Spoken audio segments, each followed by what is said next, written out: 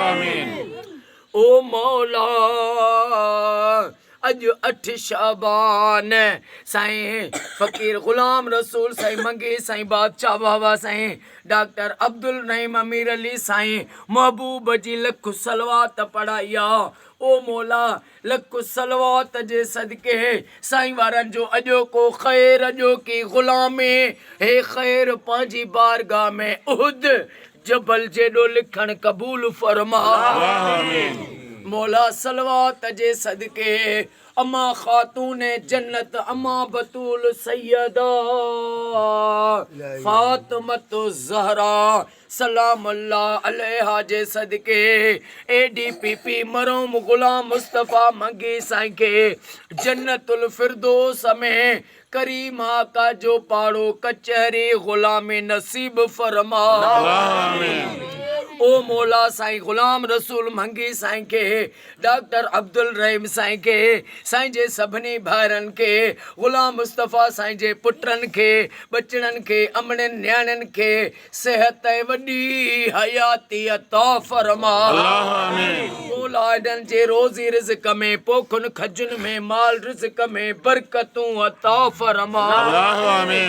ओ मौला साईं वारनि जे जेके भी दिलनि में जाइज़ तमन्नाऊं आहिनि उहे पूरियूं फरमा। असांजे जमात जे निगरान साईं अरबाब अली मेतलो साईं के सेहत वॾी हयाती अता फरमा। साईं कामरेड शफीक साईं के जे बचड़नि के आबाद फरमा। गुलजार अली फुलपोटो साईं जा जुमले जेके भी दुआ में वेठाऊं सभिनी जा क़यामत ताईं बेड़ा पार फरमा। ओ मौला असां सभिनी जो अॼु बेड़ो तार। जेके बीमार आहिनि उन्हनि खे शफ़ा अता फरमा। बे औलादनि खे औलाद अता फरमा। बेरोज़गारनि खे रोज़ी अता फरमा। महबूब जी सारी उम्मत के क़यामत ताईं फ़िरके वारत खां बचा।